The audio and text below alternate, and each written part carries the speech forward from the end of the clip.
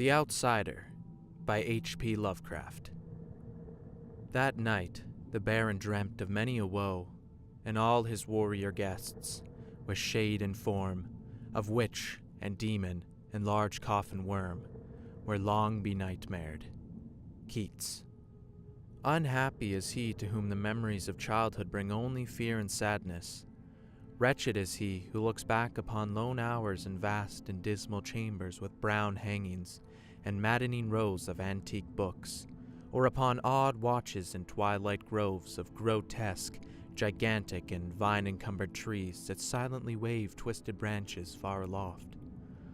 Such a lot the gods gave to me, the dazed, the disappointed, the barren, the broken. And yet I am strangely content, and cling desperately to those serene memories, when my mind momentarily threatens to reach beyond, to the other.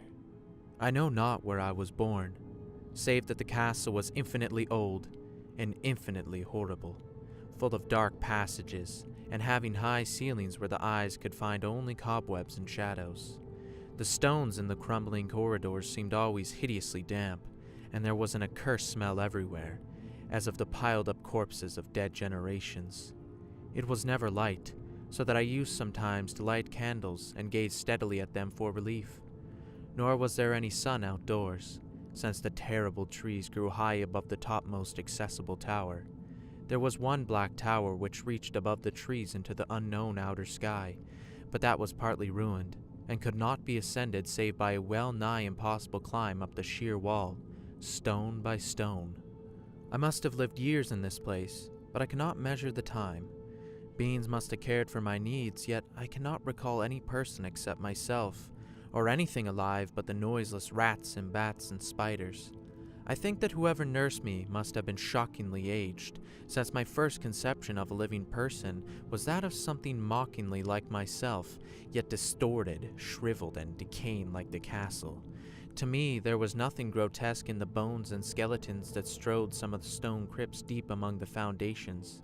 I fantastically associated these things with everyday events, and thought them more natural than the colored pictures of living beings which I found in many of the moldy books. From such books I learned all that I know.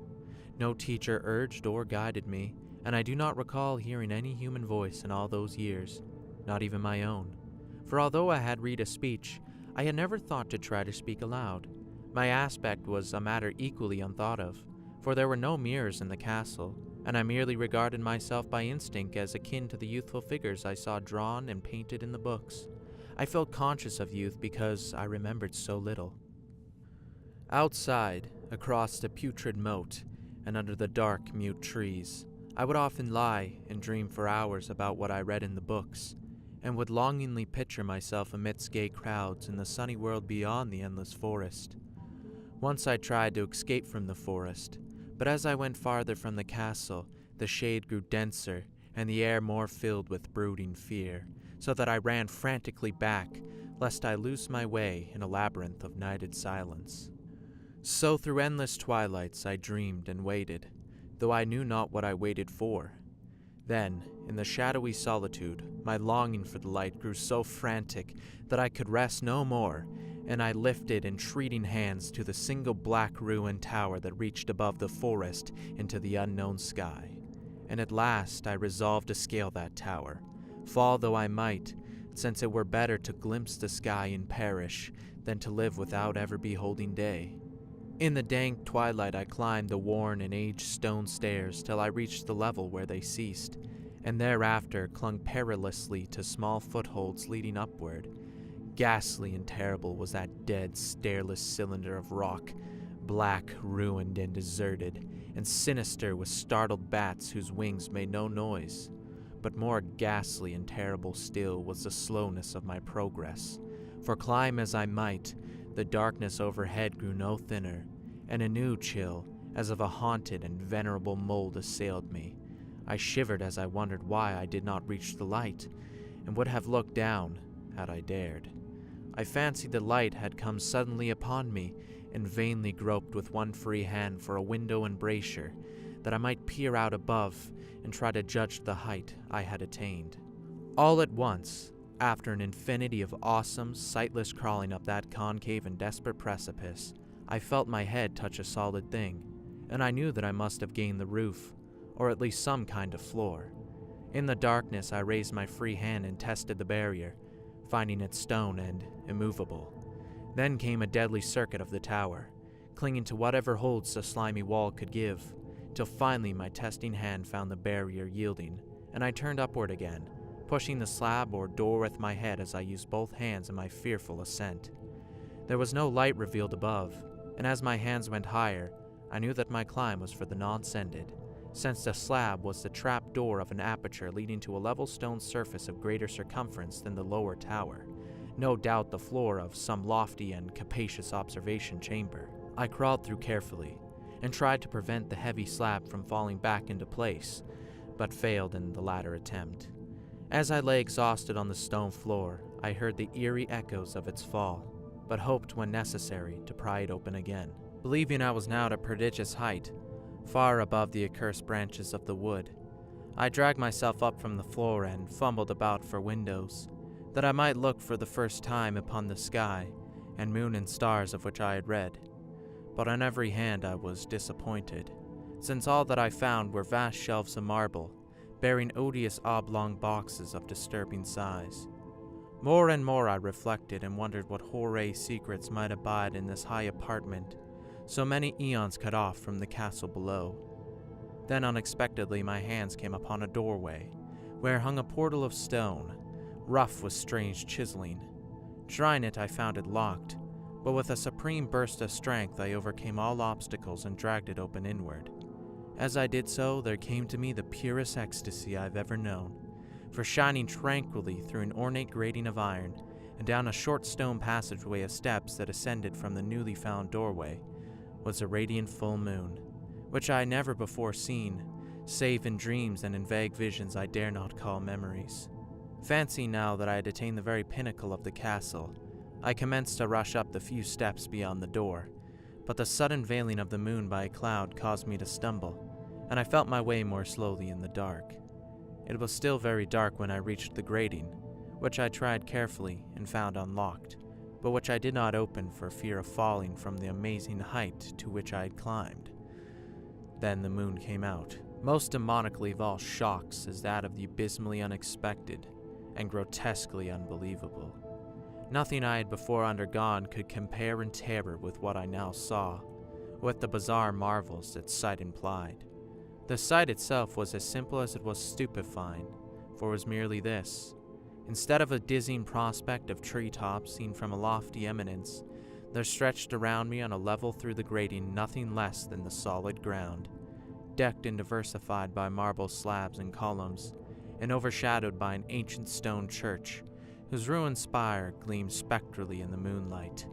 Half unconscious, I opened the grating and staggered out upon the white gravel path that stretched away in two directions. My mind, stunned and chaotic as it was, still held the frantic craving for light, and not even the fantastic wonder which had happened could stay my course. I neither knew nor cared whether my experience was insanity, dreaming, or magic, but was determined to gaze on brilliance and gaiety at any cost. I knew not who I was, or what my surroundings might be, though as I continued to stumble along, I became conscious of a kind of fearsome latent memory that made my progress not wholly fortuitous. I passed under an arch out of the region of slabs and columns, and wandered through the open country, sometimes following the visible road, but sometimes leaving it curiously to tread across meadows where only occasional ruins bespoke the ancient presence of a forgotten road. Once I swam across a swift river where crumbling, mossy masonry told of a bridge long vanished. Over 2 hours must have passed before I reached what seemed to be my goal, a venerable ivied castle in a thickly wooded park, maddeningly familiar, yet full of perplexing strangeness to me. I saw that the moat was filled in, and that some of the well-known towers were demolished, whilst new wings existed to confuse the beholder.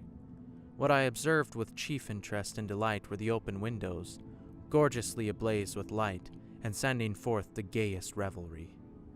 Advancing to one of these, I looked in and saw an oddly dressed company, indeed making merry and speaking brightly to one another. I had never, seemingly, heard human speech before, and could guess only vaguely what was said. Some of the faces seemed to hold expressions that brought up incredibly remote recollections. Others were utterly alien. I now stepped through the low window into the brilliantly lighted room, stepping as I did so from my single bright moment of hope to my blackest convulsion of despair and realization. The nightmare was quick to come, for as I entered, there occurred immediately one of the most terrifying demonstrations I had ever conceived. Scarcely had I crossed the sill when there descended upon the whole company a sudden and unheralded fear of hideous insanity, distorting every face and evoking the most horrible screams from nearly every throat. Flight was universal, and in the clamor and panic several fell in a swoon and were dragged away by their madly fleeing companions. Many covered their eyes with their hands and plunged blindly and awkwardly in their race to escape, overturning furniture and stumbling against the walls before they managed to reach one of the many doors. The cries were shocking, and as I stood in the brilliant apartment alone and dazed, listening to their vanishing echoes, I trembled at the thought of what might be lurking near me, unseen. At a casual inspection, the room seemed deserted, but when I moved toward one of the alcoves, I thought I detected a presence there, a hint of motion beyond the golden arched doorway leading to another and somewhat similar room. As I approached the arch, I began to perceive the presence more clearly, and then, with the first and last sound I ever uttered, a ghastly ululation that revolted me almost as poignantly as its noxious cause, I beheld in full, frightful vividness the inconceivable, indescribable, and unmentionable monstrosity which had by its simple appearance changed the merry company to a herd of delirious fugitives.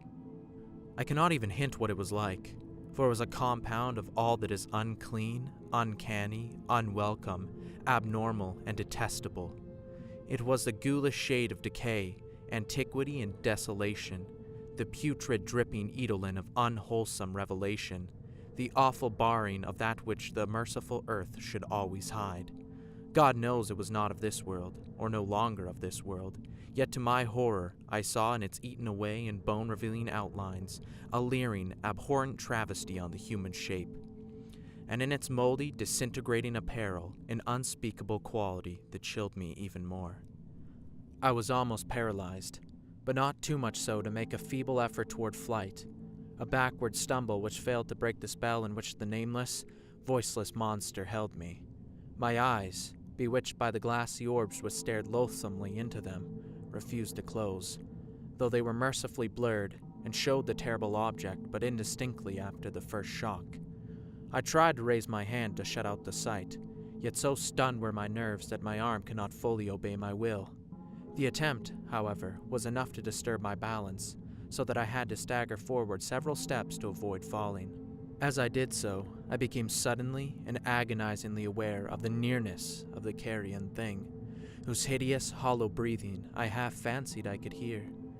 Nearly mad, I found myself yet able to throw out a hand to ward off the fetid apparition which pressed so close, when in one cataclysmic second of cosmic nightmarishness and hellish accident, my fingers touched the rotting, outstretched paw of the monster beneath the golden arch. I did not shriek, but all the fiendish ghouls that ride the night wind shrieked for me, as in the same second there crashed down upon my mind a single and fleeting avalanche of soul-annihilating memory. I knew that in that second, all that had been. I remembered beyond the frightful castle and trees, and recognized the altered edifice in which I now stood. I recognized, most terrible of all, the unholy abomination that stood leering before me as I withdrew my sullied fingers from its own. But in the cosmos there is balm as well as bitterness, and that balm is nepenthe. In the supreme horror of that second, I forgot what had horrified me, and the burst of black memory vanished in a chaos of echoing images. In a dream I fled from that haunted and accursed pile, and ran swiftly and silently in the moonlight. When I returned to the churchyard place of marble and went down the steps, I found the stone trap-door immovable. But I was not sorry, for I had hated the antique castle in the trees. Now I ride with the mocking and friendly ghouls on the night wind, and play by day amongst the catacombs of Nefren-Ka, in the sealed and unknown valley of Hadoth by the Nile. I know that light is not for me, save that of the moon over the rock tombs of Neb, nor any gaiety save the unnamed feasts of Nitocris beneath the Great Pyramid. Yet in my new wildness and freedom, I almost welcome the bitterness of alienage. For although Nepenthe has calmed me, I know always that I am an outsider, a stranger in this century and among those who are still men. This I have known ever since I stretched out my fingers to the abomination within that great gilded frame, stretched out my fingers and touched the cold and unyielding surface of polished glass.